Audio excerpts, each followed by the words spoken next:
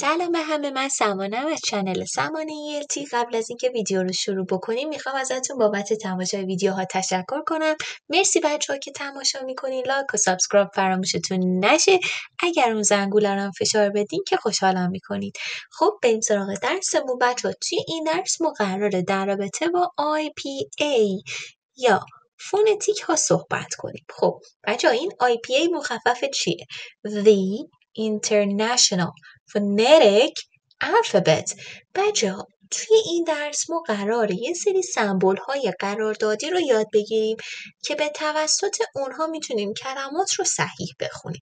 مثلا دیدین توی فارسی ما فتحه و کسره و ضمه داریم، اینم دقیقا یه چیزی معادل همونه.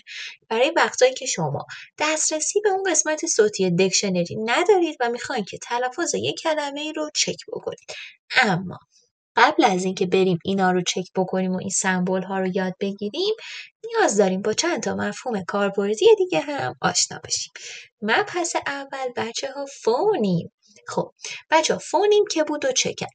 فونیم بچه ها به کوچکترین واحد آوایی در زبان میگن فونیم. توی فارسی ما بهش میگیم واج. بچه ها در زبان انگلیسی ما 26 تا حرف داریم. از این 26 تا حرف میتونیم 44 تا صدا بسازیم. از این 44 تا صدا 24 تاشون کانسننت ها هستن که حالا میریم جلوتر ببینیم کانسننت ها چیه.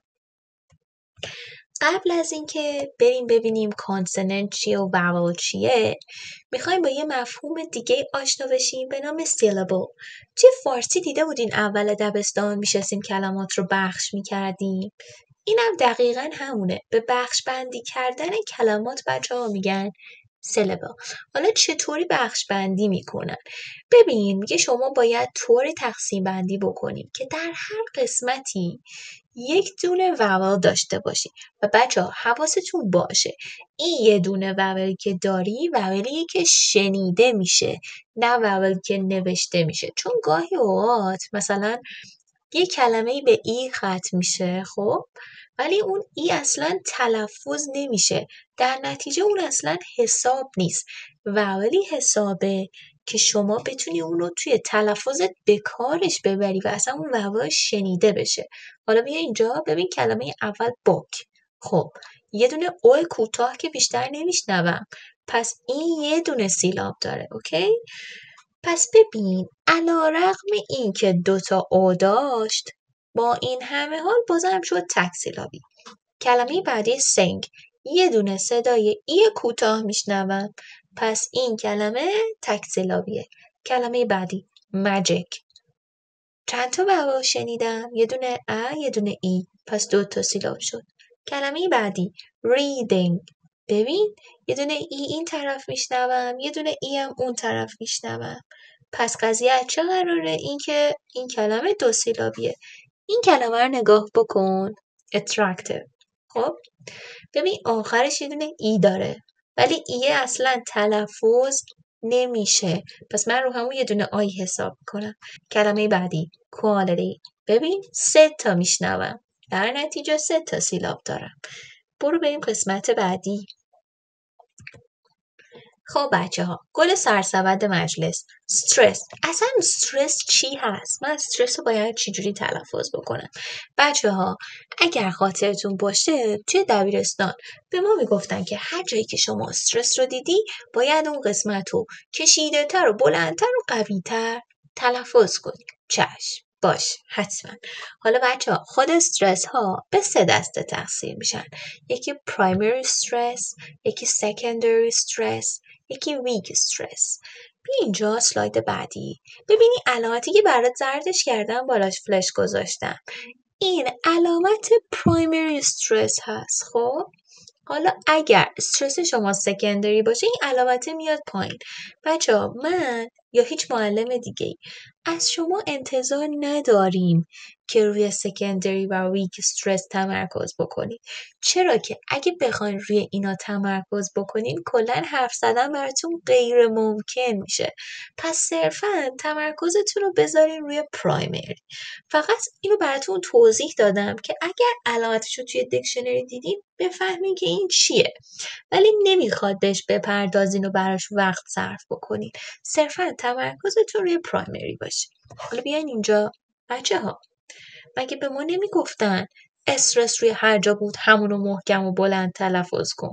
خب الان این کلمه مجیک که استرس روی سیلاب اولش هم هست، من این امو چطوری باید بلند تلفظ بکنم؟ اصلا مگه میشه همچین چیزی؟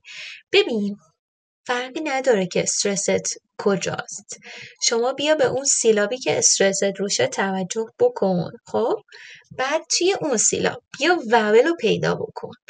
وول تو که پیدا کردی بیا اون وول رو کشیده تر و بلندتر تلفظ کن. اینطوری میتونی استرس تو تلفظ بکنی. ماجیک ماجیک. دیدی رو کشیدم، امو نمیتونی بکشی. کلمه بعدی رو ببین، کلمه اکشن. خب من بدون استرس تلفظش بکنم. اول ببین 2 تا سیلاب داره. استرس کجاست؟ سیلاب اول روی ای. پس من رو میکشم. اکشن اکشن. حالا البته نه به این غلظت، صرفا برای اینکه دستتون بیاد چه خبره. بچه ها این قسمتی این جدوله یه چند تای لغت براتون انتخاب کردم. اینا بعضیاشون 2 سیلابی هن، بعضیاشون 3 سیلابی هن و استرس گاهن روی اینا میچرخه. اونی که توپش گنده تره استرس روی همونه. این قسمت رو ببین fairly وولی که داشت رو میکشم. helpful دوباره وولی که توی این قسمت داره رو میکشم. reckless بچه بازم بهتون میگم نه به این غلظت، صرفا میخوام براتون جا بیفته. borrow کلمه بعدی بچه admire ببین دوباره ای داره آخرش، ولی اون ای حساب نیست چون سایلنته، ما صرفا روی آیه استناد میکنیم، پس این هم حواست باشه. قسمت بعدی ببین complain forget relaxed پس حواست باشه کجا رو میکشم. کلمه بعدی 3 سیلابی استرس روی سیلاب اوله. arrogant generous wonderful patiently ببین این یکی استرس روی بخش دومه، روی سیلاب دومه. correctly impatient dishonest خب حالا استرس هم که فهمیدیم، برو بریم قسمت بعدی. خب کانسوننت که بود و چه کرد بچه ها؟ توی زبان انگلیسی یه چند تایی حرف داریم که اینا حروف بی صدا هستن. به همه این حروف بی صدا میگیم کانسوننت. آقا چی شد؟ یه بار دیگه اینجا رو نگاه کن. به همه حروف به جز A, E, I, O, U میگیم کانسوننت. افتاد؟ بچه ها مگه ما نگفتیم 24 تا کانسوننت داریم؟ مگه بی صداها کانسوننت نبودن؟ بعد ما مگه نگفتیم ما حدود 20 تا صدای دیگه هم داریم از وبرها؟ خب اینجا که الان گفتی 5 تا، گفتی A, E, I, O, U، پس اینا چی هن؟ اون 20 تا چیه؟ ببین این 5 تا بچه ها حرفن. خب ما به توسط این 5 تا حرف میتونیم یه چیزی هول و هوش 20 تا واول تولید بکنیم. پس اینا شدن حروف که ما به وسیله این حروف میتونیم واول ها رو تولید بکنیم. چند تا واول؟ 20 تا واول که حالا قراره همش رو با هم یاد بگیریم. خب بیا این قسمت بچه ها، توی این قسمت اگه نگاه کنین بعد از همه این حروف ها من اومدم یه دونه اسلش گذاشتم. این علامت چیه؟ شما هر جایی که بخوای فونتیکو بخونی برات میذاره بین 2 تا اسلش. مثل این 2 تا نگاه کن، به اینو ببین، این کلمشه، این فونتیکشه، فونتیکو اوورد بین 2 تا اسلش. خب حالا پس اینا چی هن؟ بریم ببینیم این 16 تا چی هن.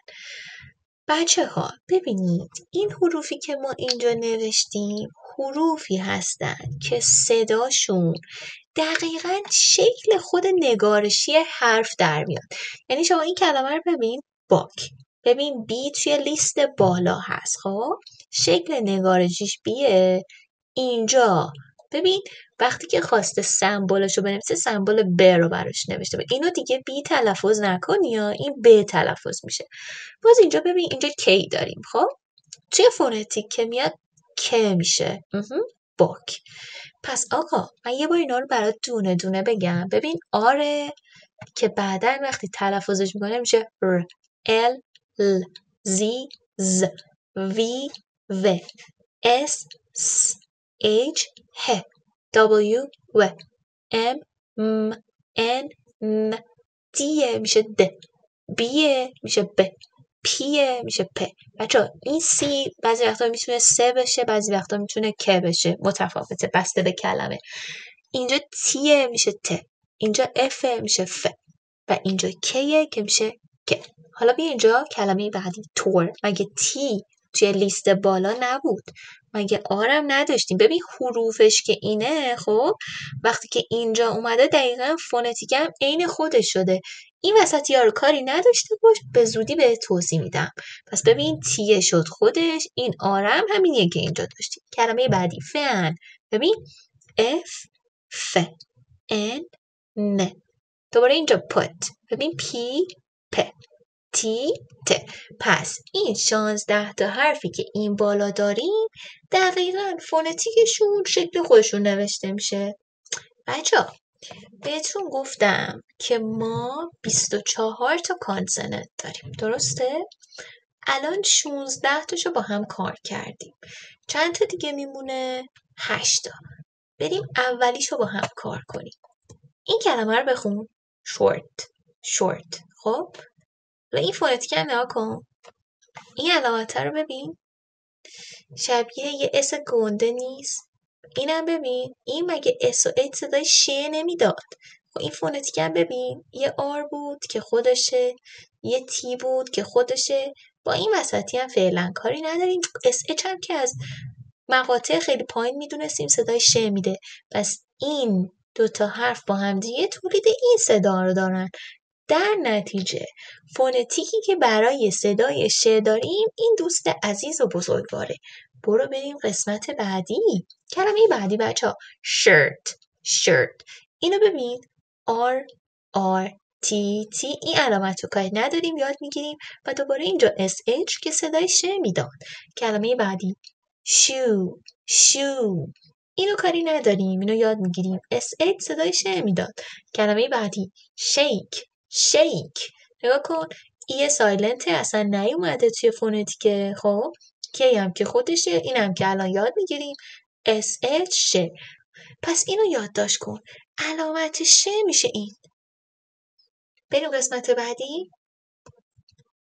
کلمه بعدی بچه ها اینو بخونید برای خودتون. چر. سی اچ به ما گفته بودن که صدای چه میده. به اینجا فونتیک هم ببینیم.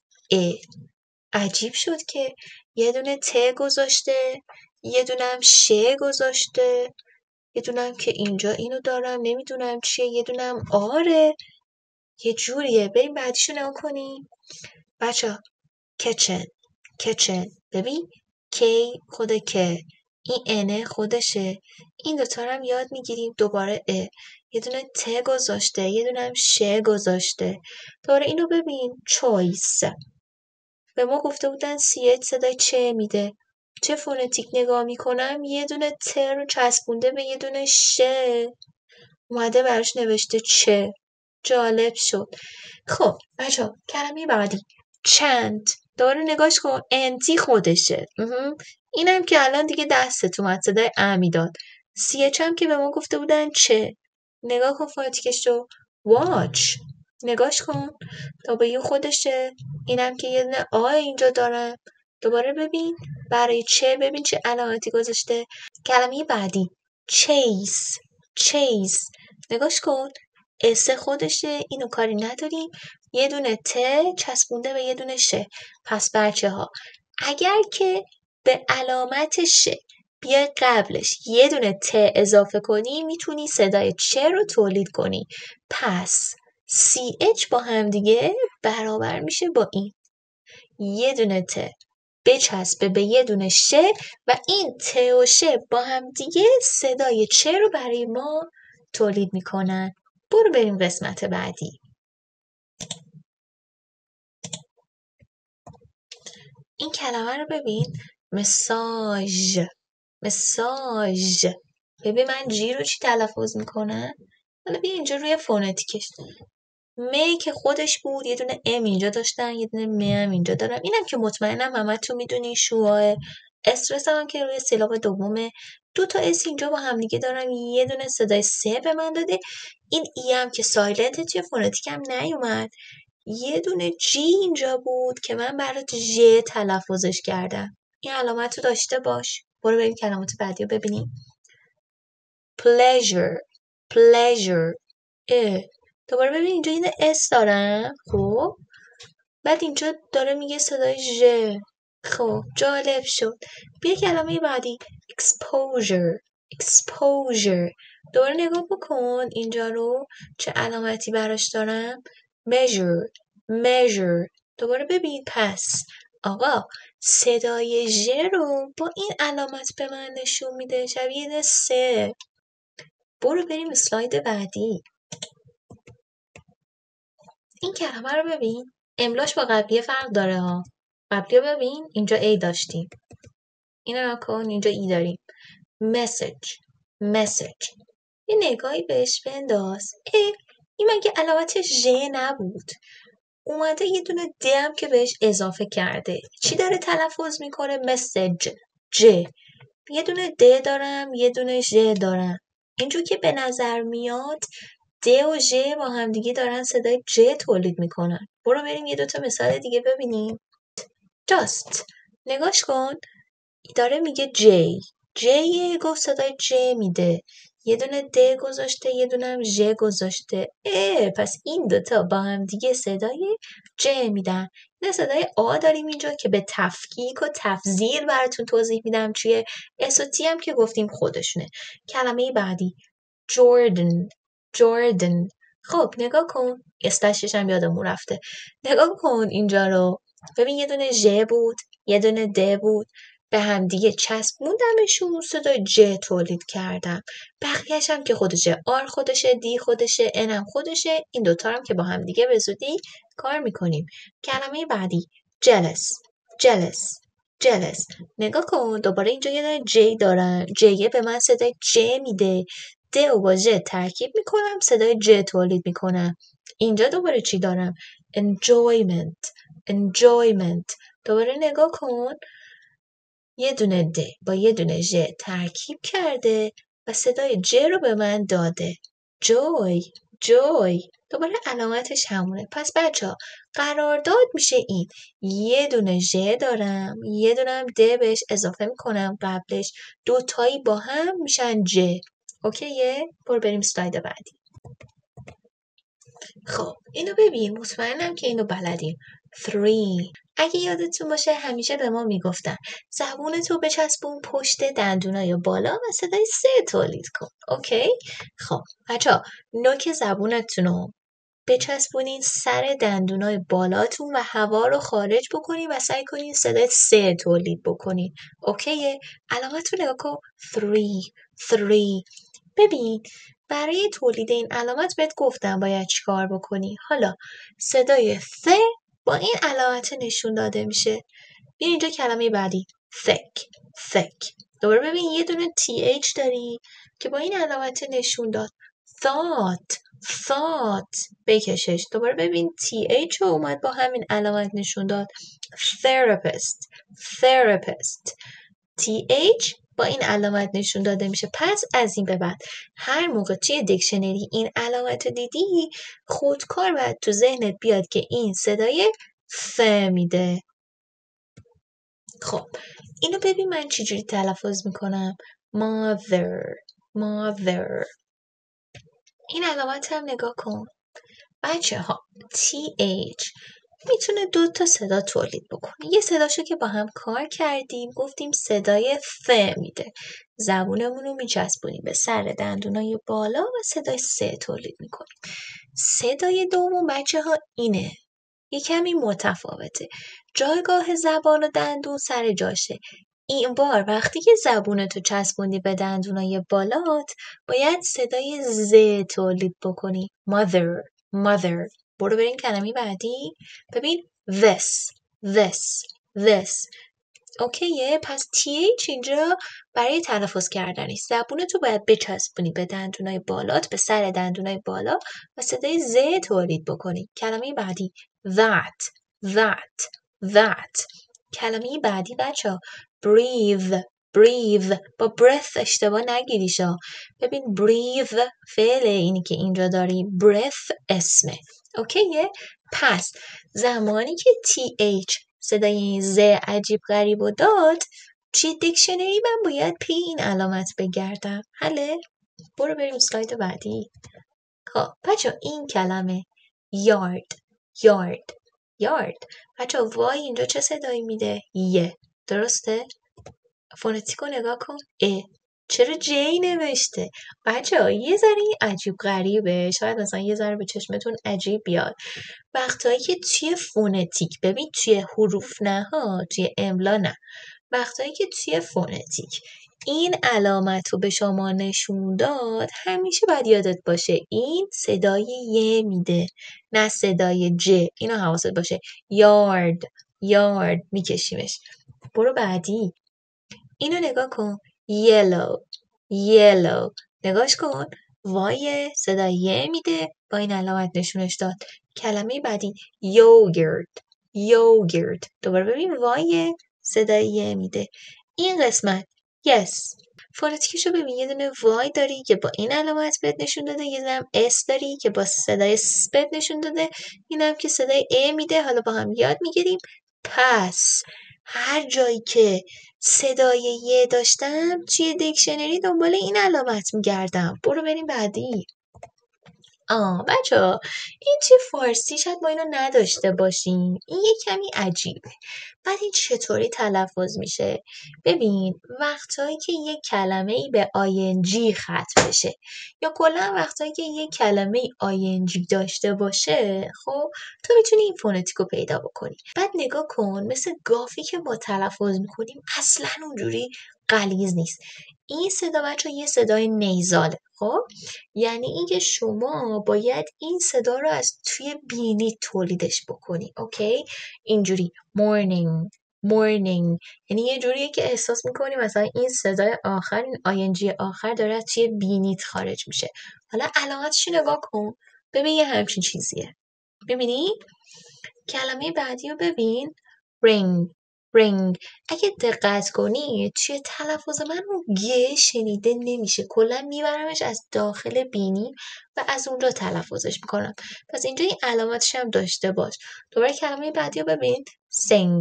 sing. اصلا من نمیگم سینگ، یه گاف گنده من تلفظ نمی کنم. اون گاف کلا رفت توی بینی من و از بینی من داره خارج میشه. اصطلاحاً تو دماغی طوره. اوکی؟ کلمه بعدی. going. میبینی؟ برای چیزهایی که ING دارن. پس علامتی که ما برای این حرف داریم ایشونه. بچه ها کانسننت های ما کاملا تموم شدن. من تصمیم گرفتم که این ویدیو رو تا همینجا به پایان برسونم، به خاطر اینکه تمرکز کردن روش راحت تر باشه، شما هم یه وقتی داشته باشین که بتونید مطالعه بکنید و اینکه ویدیو خیلی طولانی نشه. امیدوارم که این ویدیو براتون مفید بوده باشه. توی جلسات بعدی قراره با هم وول ها رو کار بکنیم و این ویدیو رو برای کسایی که احساس میکنین براشون مفیده بفرستین. شب و روزتون خوش. خدا نگهدار.